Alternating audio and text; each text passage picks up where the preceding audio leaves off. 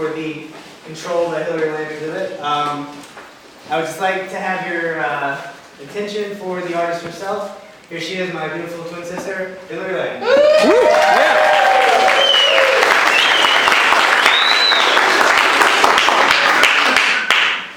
Gotta make sure I don't step back too many steps now and start falling.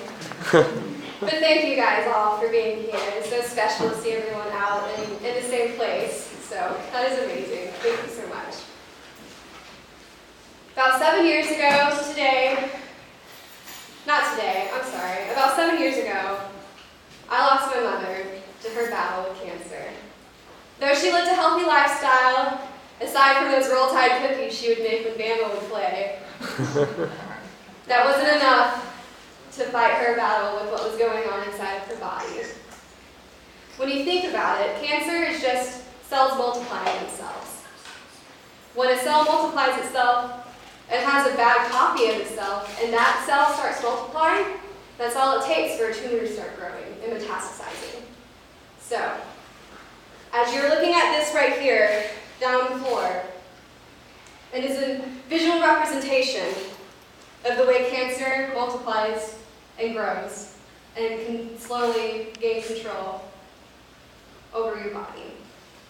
What I did is I started with a single, round, healthy cell, which is these red cells, as you see laid out in the grid. I had a plaster mold of that. I multiplied that over and over again until I got a bad copy. Once I had a bad copy, I made a plaster mold of that, multiplied that over and over again until I got another bad copy, made a plaster mold of that, multiplied it over and over again until I got a bad copy, and I think you guys know how the song goes from here, etc. and so forth. So I have laid these healthy cells out in a grid, as if you were looking at a microscope of tissue and how they're structured and set up. And then you see these bad cells metastasizing around them. And you even see some of the good cells right at the battle line in front of these bad cells. And as you look around where Dave is standing, you see these hanging sacks of these cell objects. And of course, we all have some measure of control over our bodies. We can control our diet. We can control our lifestyle. We can control our eyesight if our eyesight gets bad and puts on some glasses. Or we can give ourselves tattoos and have control over the way our body looks. So by hanging up some of these cells that I have strapped up and managed and controlled and contained. So this is a representation of me exercising control over a process in my body. As you look up on the projector screen, which is me working with these objects every day. Ever since May, I've been waking up, going on the back porch, tending to my molds. I'll go to school, come back home, tend to my molds some more, eat dinner, think about what I need to do with my molds, even if I want to go back out there and deal with my molds, go to bed, wake up, and think of it again. They've constantly been on my mind. And just as cells multiply themselves every single day in your body, that's a natural process. And you can't control that. Because if you don't, what are you? I guess you're dead. Yeah. So that might be a little morbid. But as cells multiply themselves every day, I try to get out there and multiply them every day. But being a human, I have a struggle with multiplying them every day. Maybe I want to smash them when they come out of the mold. Maybe I want them to look like pancakes. And that's me taking control over this process, which I feel like I don't have control of inside my body. And as you look at the photographs over there on the wall, you can see that it is a visual representation of me living every day with my genetics in the back of my head, wondering where that line of control is that I have. Where can I lose control? Where do I have control? So, and me multiplying these cells every day is me acting out my anxiety about a lack of control that I feel like I have in my own body. Thank you guys so much for coming out here. I feel so supported and so excited to see everyone's faces, and I have some special thanks to give. Thank you to my committee of professors, to Jim, to Heather, Eilish, who isn't here, Ryan, who's somewhere in this room, I can't see you, and a big thank you to Dave Collins over here in the middle of the cell. He's been my soundboard through this whole process, and he's been great. Thank you so much, Dave. Thank you, Ronnie and Alicia and Modai and Mr. Jay Hortenstein, Dr. Jay Hortenstein, for meeting me here this morning and dealing with my crazy, frantic self and setting this whole installation up. We did a great job, and thank you guys so much. I owe ya. And I have one more thank to give, and that is for my high school art teacher, Nan Wyatt, for coming out and seeing me. It means the world that you're here. So I might not have even considered college if it weren't for you. So you deserve all the thanks. And I'm going to open the floor up for questions. So please, if you have any questions, you're curious, just raise your hand. Nelson. You said that while you were exercising your control over this replication process, sometimes you would just smash one when you came it out of the mold. Did you ever have the desire to fix one that came out bad? I did at first. At first, when I started with the round cells, I wanted them to be round. I thought about, well, there's this parting line here, and if you're not a ceramic artist, the parting line is you have a two-part mold, and you open it up, and you have this line that goes down the middle where the molds meet. And usually when you're slip casting, you clean up that line so you can't see that. But since this is such a process-oriented project, I deliberately kept the parting lines and the pour spout hole that you see in some of these objects over here. So yeah, there was a degree of control of making sure things look perfect.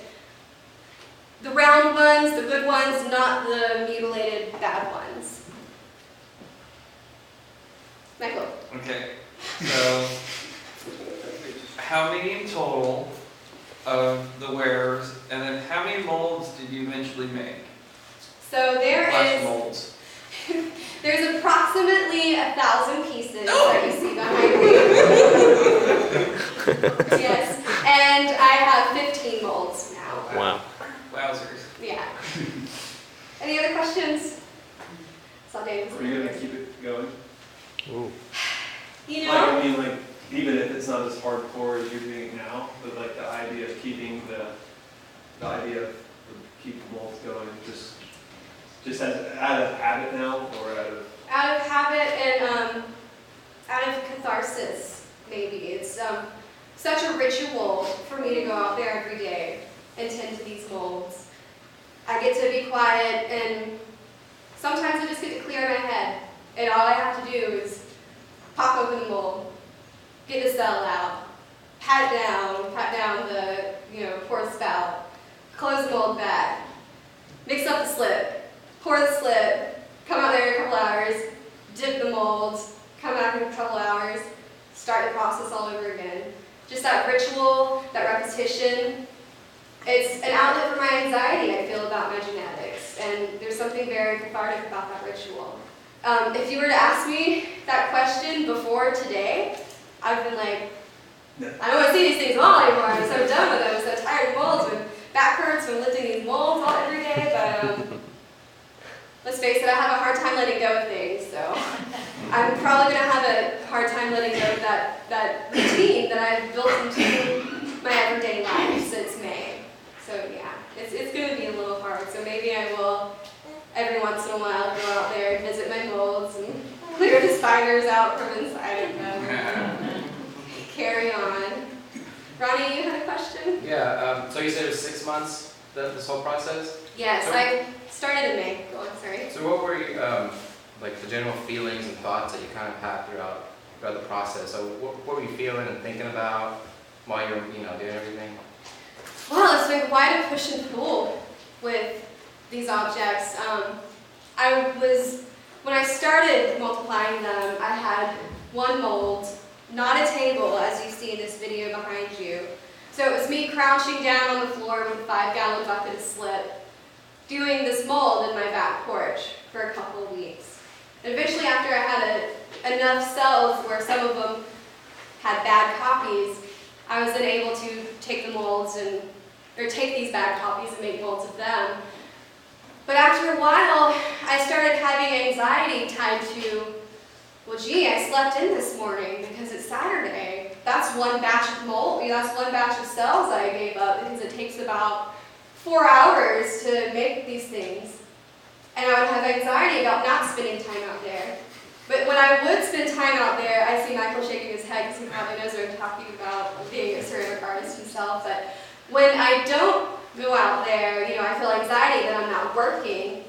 But when I'm working and in it, sometimes I have such a fight with them. Sometimes I have such a struggle with them. I don't want to go out there and work because sometimes it reminds me of my anxiety and it gets in my head.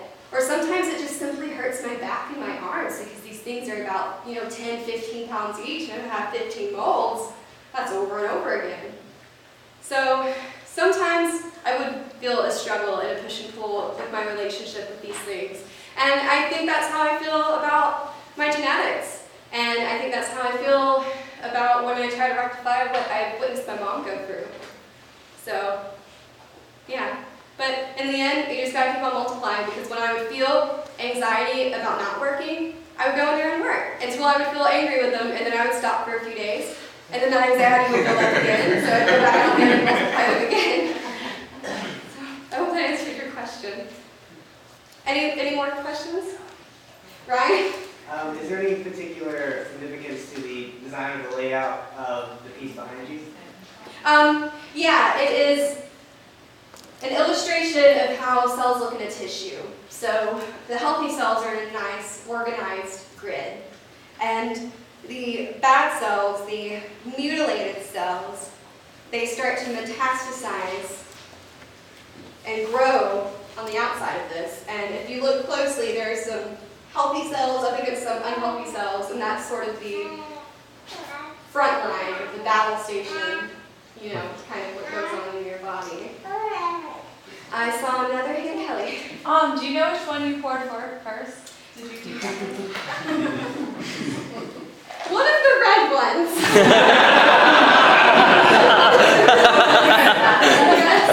I know I have my molds. I know which molds came first and last, but I didn't bother. I just set that aside. Yeah. So it's one of the red ones. One of the more red ones. Nelson. Yeah, off of that, I had the privilege of seeing you work through a lot of this. I had no idea that you were up in the 1,000 number. Are you confident that you have them all? Well, I have lost a lot in this whole process of me pouring them at my house, taking them all the way to Carrollton from Decatur, firing them, glazing them, firing them again, and then bringing them back to Decatur from Carrollton, and then storing them in my house. So through all that transportation and loading up the kilns and unloading the kilns, I've had some sacrifices that were made with some cells. Sometimes they exploded in the kiln and got sacrificed to the ceramic gods, or just through transporting, some is crushed under weight of them in boxes. But I remember one day Daniel was helping me load them up, and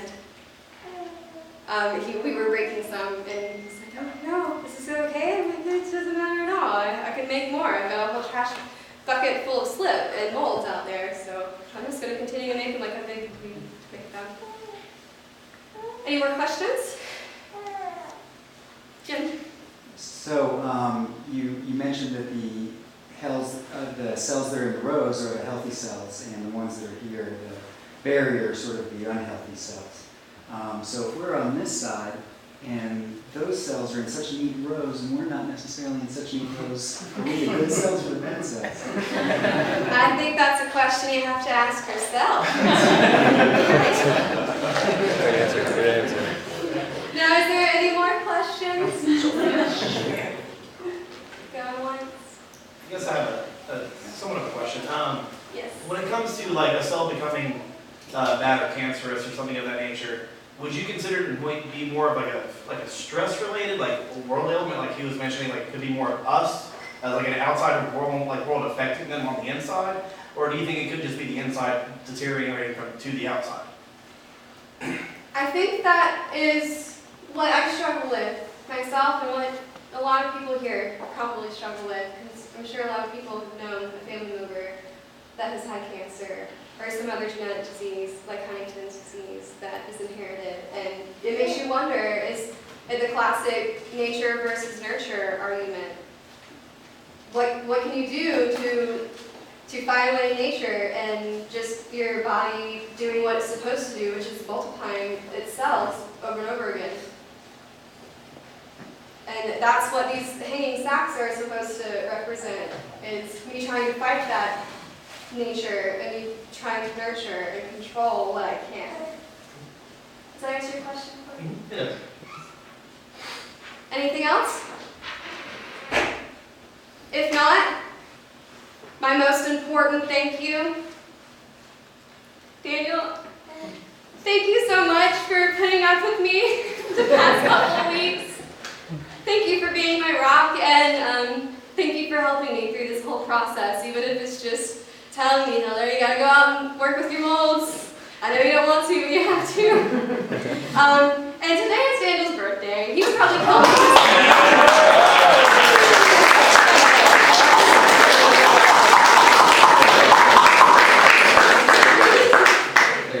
Please show him some love tonight, because I'm kind of stealing his birthday attention.